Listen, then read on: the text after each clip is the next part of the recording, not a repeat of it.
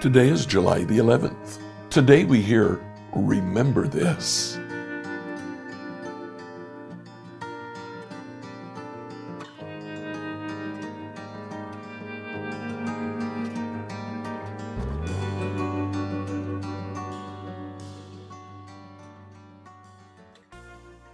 As we read through the Bible in a year, please finish up the reading of the book of Nehemiah, chapters 11 through 13. Jerusalem is now resettled. The walls are rebuilt. The gates are reestablished. Temple worship is going on. And now it's the time for Nehemiah to really put the finishing touches. He reestablishes the priests and the Levites. We have a list of their names, and the wall is dedicated. Temple worship is reinstated. At the end of that, Nehemiah returns to Babylon.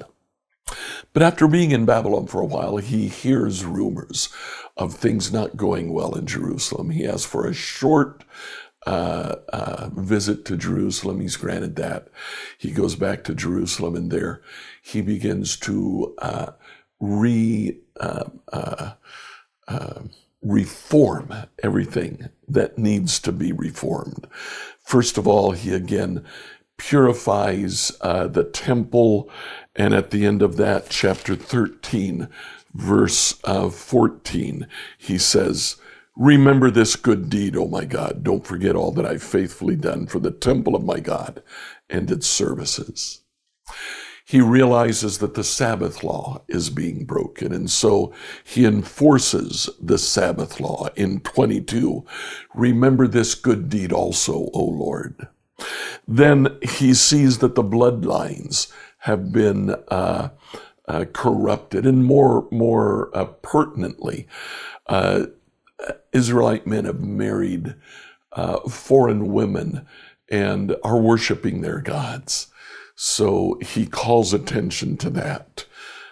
He fixes that, and at the end of that, verse 29, "Remember them, O my God, for they've defiled the priesthood and the solemn vows of the priests and Levites."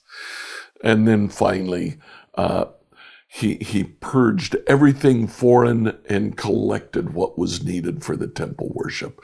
And the book of Nehemiah ends with the statement, "Remember this in my favor, O my God." Now, why this focus on remembering? At least 6 times here in the book of Nehemiah, Nehemiah stops his narrative and utters a quick prayer. "Remember this, O God, to my good and to the evil of those who have done evil." Why? One view could be that Nehemiah is looking for his reward, and that is certainly a possibility. But I wonder if at least part of what Nehemiah is saying in Exodus 32:13, and again in Deuteronomy 9:27, Moses writes, "Remember Abraham, Isaac, and Jacob, and bless Israel as a result of your remembering." In Deuteronomy 9:27, "Please overlook the stubbornness and the awful sin of these people. Remember instead your servants, Abraham, Isaac, and Jacob. Remember the faithful and bless the nation." I wonder if at least part of what Nehemiah is doing is saying to God, "I've been faithful, O God. Remember that and bless Israel." Enjoy today as you read Nehemiah 11 through 13. The leaders of the people were living in Jerusalem, the holy city. 1/10 of the people from other towns of Judah and Benjamin were chosen by sacred lots to live there too, while the rest stayed where they were. And the people commended everyone who volunteered to resettle in Jerusalem. Here is a list of the names of the provincial officials who came to live in Jerusalem. Most of the people, priests, Levites, temple servants and descendants of Solomon's servants continued to live in their hometowns in the various towns of Judah, but some of the people from Judah and Benjamin resettled in Jerusalem. From the tribe of Judah, Athaiah son of Uzziah, son of Zechariah, son of Amariah, son of Shephatiah, son of Mahalalel, of the family of Perez. Also Maaseiah son of Barak, son of Kolhozah, son of Hizaiah, son of Adaiah, son of Joiarib, son of Zechariah, of the family of Shelah. There were 468 descendants of Perez who lived in Jerusalem, all outstanding men. From the tribe of Benjamin, Sallu son of Meshullam, son of Joab, son of Pedaiah, son of Kolaiah, son of Maaseiah, son of Ithiel, son of Jeshaiah. After him were Gabai and Sallai, and a total of 928 relatives.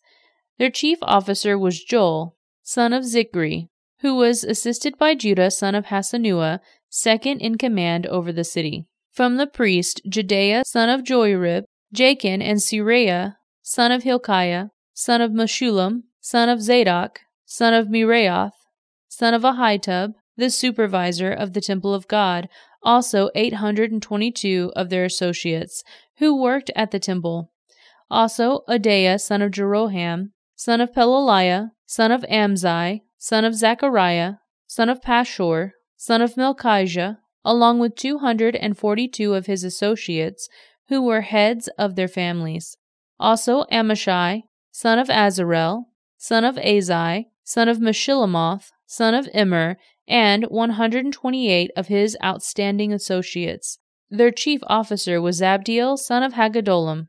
From the Levites, Shemaiah, son of Hashub, son of Azrikam, son of Hashabiah, son of Bunai, also Shabbathai and Jozabad, who were in charge of the work outside the temple of God.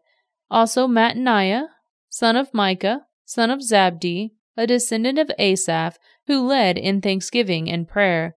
Also Bakbukiah, who was Mattaniah's assistant, and Abda, son of Shuma, son of Shemua, son of Galel, son of Jeduthun. In all, there were 284 Levites in the holy city. From the gatekeepers, Akub, Talmon, and 172 of their associates who guarded the gates. The other priests, Levites, and the rest of the Israelites, wherever their family inheritance was located in any of the towns of Judah. The temple servants, however, whose leaders were Ziha and Gishpa, all lived in the hill of Ophel.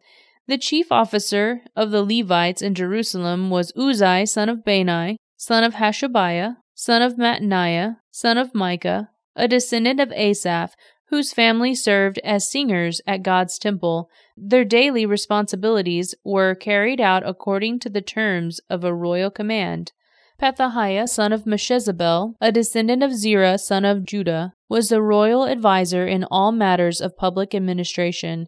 As for the surrounding villages with their open fields, some of the people of Judah lived in Kirioth Arba with its settlements, Dibon with its settlements, and Jekabzeel with its villages. They also lived in Jeshua, Moladah, Beth Pelet, Hazar Shul, Beersheba with its settlements, Ziglag, and Makalna with its settlements. They also lived in Enrimmon, Zorah, Jarmuth, Zanoah, and Adullam with their surrounding villages. They also lived in Lachish with its nearby fields and Azekah with its surrounding villages. So the people of Judah were living all the way from Beersheba in the south to the valley of Hinnom. Some of the people of Benjamin lived at Geba, Michmash, Ijah, and Bethel with its settlements.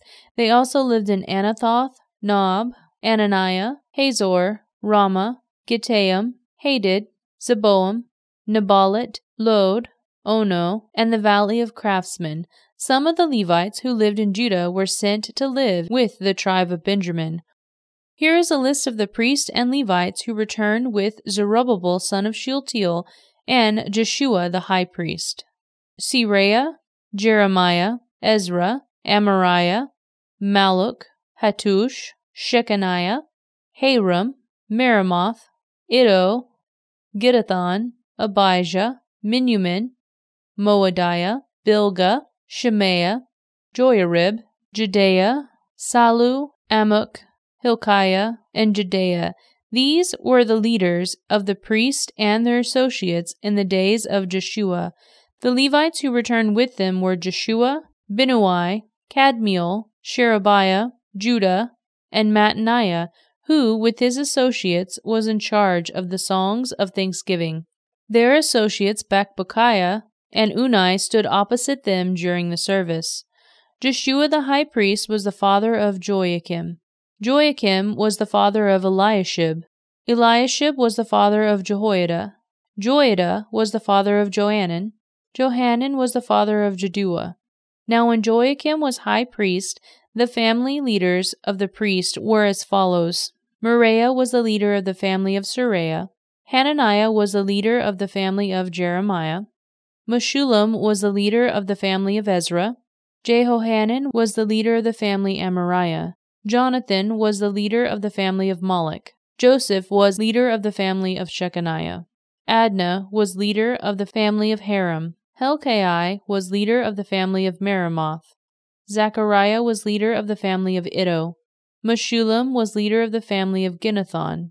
Zikri was leader of the family of Abijah. There was also a leader of the family of Miniamin. Piltai was leader of the family of Moadiah. Shemua was leader of the family of Bilgah. Jehonathan was leader of the family of Shemaiah. Mattani was leader of the family of Joarib. Uzai was leader of the family of Jedaiah. Kalai was leader of the family of Salu. Eber was leader of the family of Amik. Hashabiah was the leader of the family of Hilkiah. Nathanael was leader of the family of Judea. A record of the Levite families was kept during the years when Eliashib, Joiada, Johanan, and Jaddua served as high priest. Another record of the priests was kept during the reigns of Darius the Persian. A record of the heads of the Levite families was kept in the book of history down to the day of Johanan, the grandson of Eliashib. These were the family leaders of the Levites: Hashabiah, Sherebiah, Jeshua, Binnui, Kadmiel, and other ancestors, whom stood opposite them during the ceremonies of praise and thanksgiving, one section responding to the other, as commanded by David the man of God. This included Mattaniah, Bakbukiah, and Obadiah. Meshullam, Talmon, and Akub were the gatekeepers in charge of the storerooms at the gates. These all served in the days of Joachim, son of Jeshua, son of Jehozadak, and in the days of Nehemiah the governor and Ezra the priest and scribe. For the dedication of the new wall of Jerusalem, the Levites throughout the land were asked to come to Jerusalem to assist in the ceremonies. They were to take part in the joyous occasion with their songs of thanksgiving and with the music of cymbals, harps, and lyres. The singers were brought together from the region around Jerusalem and from the villages of the Netophathites. They also came from Beth Gilgal and the rural areas near Geba and Asmaveth, for the singers had built their own settlements around Jerusalem. The priests and the Levites first purified themselves, then they purified the people, the gates, and the wall. I led the leaders of Judah to the top of the wall and organized 2 large choirs to give thanks. One of the choirs proceeded southward along the top of the wall to the Dun Gate. Hoshea and half the leaders of Judah followed them, along with Azariah, Ezra, Meshullam, Judah, Benjamin, Shemaiah, and Jeremiah. Then came the priests who played trumpets, including Zechariah, son of Jonathan, son of Shemaiah, son of Mattaniah, son of Micaiah, son of Zachor, a descendant of Asaph. And Zechariah's colleagues were Shemaiah, Ezrael, Milalai, Gilalai, Maai, Nathanael, Judah, and Hanani. They used the musical instruments prescribed by David, the man of God. Ezra the scribe led this procession. At the fountain gate, they went straight up the steps. On the ascent of the city wall toward the city of David, they passed the house of David and proceeded to the water gate on the east. The second choir gave thanks around the other way to meet them. I followed them, together with the other half of the people, along the top of the wall past the tower of the ovens to the broad wall, then past the Ephraim gate to the old city gate, past the fish gate and the tower of Hananel, and on to the Tower of the 100. Then we continued on the Sheep Gate and stopped at the Guard Gate. The 2 choirs that were giving thanks then proceeded to the temple of God, where they took their places. So did I, together with the group of leaders who were with me. We went together with the trumpet-playing priests: Eliakim, Maaseiah, Miniamin, Micaiah, Elioenai, Zechariah, and Hananiah, and the singers: Maaseiah, Shemaiah, Eleazar, Uzai, Jehohanan, Melchijah, Elam, and Ezer. They played and sang loudly under the direction of Jezrahiah, the choir director. Many sacrifices were offered on that joyous day, for God had given the people cause for great joy. The women and children also participated in the celebration, and the joy of the people of Jerusalem could be heard far away. On that day men were appointed to be in charge of the storerooms for the offerings, the first part of the harvest, and the tithes. They were responsible to collect from the fields outside the town the portions required by the law of the priests and Levites, for all the people of Judah took joy in the priests and Levites and their work. They performed the service of their God and the service of purification as commanded by David and his son Solomon, and so did the singers and gatekeepers. The custom of having choir directors to lead the choir in hymns of praise and thanksgiving to God began long ago in the days of David and Asaph. So now, in the days of Zerubbabel and Nehemiah, all Israel brought a daily supply of food for the singers and gatekeepers and the Levites. The Levites, in turn, gave a portion of what they received to the priests, the descendants of Aaron. On the same day, as the book of Moses was being read to the people, the passage was found that said no Amorite, Moabite should ever be permitted to enter the assembly of God, for they had not provided the Israelites with food and water in the wilderness. Instead, they hired Balaam to curse them, though our God turned the curse into a blessing. When this passage of the law was read, all those of foreign descent were immediately excluded from the assembly. Before this had happened, Eliashib, the priest, who had been appointed as supervisor of the storerooms of the temple of God, and who was also a relative of Tobiah, had converted a large storeroom and placed it in Tobiah's disposal. The room had previously been used for storing grain and offerings, the frankincense, various articles for the temple, and the tithes of grain, new wine, and olive oil, which were prescribed for the Levites, the singers, and the gatekeepers, as well as the offerings for the priest. I was not in Jerusalem at that time, for I had returned to King Artaxerxes of Babylon in the 32nd year of his reign, though I later asked his permission to return. When I arrived back in Jerusalem, I learned about Eliab's evil deed by providing Tobiah a room in the courtyards of the temple of God. I became very upset and threw all of Tobiah's belongings out of the room. Then I demanded that the rooms be purified and brought back the articles of God's temple, the grain offerings, and the frankincense. I also discovered that the Levites had not been given their prescribed portions of food, so they and the singers who were to conduct the worship services had all returned to work their fields. I immediately confronted the leaders and demanded, "Why has the temple of God been neglected?" Then I called all the Levites back again and restored them to their proper duties. And once more all the people of Judah began bringing their tithes of grain, new wine, and olive oil to the temple's storerooms. I assigned supervisors for the storerooms: Shelemiah the priest, Zadok the scribe, and Pedaiah one of the Levites, and I appointed Hanan, son of Zaccur, and grandson of Mattaniah, as their assistant. These men had an excellent reputation, and it was their job to make honest distributions to their fellow Levites.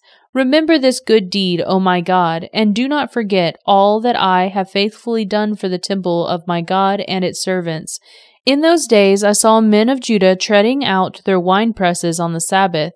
They were also bringing in grain, loading it on donkeys, and bringing their wine, grapes, figs, and all sorts of produce into Jerusalem to sell on the Sabbath. So I rebuked them for selling their produce on that day. Some men of Tyre who lived in Jerusalem were bringing in fish and all kinds of merchandise. They were selling it on the Sabbath to the people of Judah, and in Jerusalem at that. So I confronted the nobles of Judah. Why are you profaning the Sabbath in this evil way? I asked. Wasn't it just this sort of thing that your ancestors did that caused our God to bring all this trouble upon us and our city? Now you're bringing even more wrath upon Israel by permitting the Sabbath to be desecrated in this way. Then I commanded the gates of Jerusalem should be shut as darkness falls every Friday evening, not to be opened until the Sabbath ended. I sent some of my own servants to guard the gates, so that no merchandise could be brought in on the Sabbath day. The merchants and the tradesmen, with a variety of wares, camped outside Jerusalem once or twice, but I spoke sharply to them and said, "What are you doing out here, camping around the wall? If you do this again, I will arrest you." And that was the last time they came on the Sabbath. Then I commanded the Levites to purify themselves and to guard the gates in order to preserve the holiness of the Sabbath. Remember this good deed also, my God. Have compassion on me according to your great and unfailing love. About the same time I realized that some men of Judah had married women from Ashdod, Ammon, and Moab. Furthermore, half their children spoke the language of Ashdod or of some other people and could not speak the language of Judah at all. So I confronted them and called down curses on them. I beat some of them and pulled out their hair. I made them swear in the name of God that they would not let their children intermarry with the pagan people of the land. Wasn't this exactly what led King Solomon of Israel to sin? I demanded. There was no king of any nation who could compare to him, and God loved him and made him king over all Israel. But even he was led into sin by his foreign wives. How could you even think of committing this sinful deed and acting unfaithfully toward God by marrying foreign women? One of the sons of Jehoiada, son of Eliashib, the high priest, had married the daughter of Sanballat, the Horonite, so I banished him from my presence. Remember them, O my God, for they have defiled the priesthood and the solemn vows of the priest and Levites. So I purged out everything foreign and assigned tasks to the priest and Levites, making certain that each knew his work. I also made sure that the supply of wood for the altar and the first portions of the harvest were brought at the proper time. Remember this in my favor, O my God. Scripture reading from the New Living Translation by Emily Herrera. On Thursdays, New Hope Church uploads the sermon from the previous Sunday, just the sermon. You can find that sermon on our YouTube channel, New Hope Church Greenwood IN, or our podcast channel, 888 Hope. Tomorrow, we'll begin to read the book of Esther and party.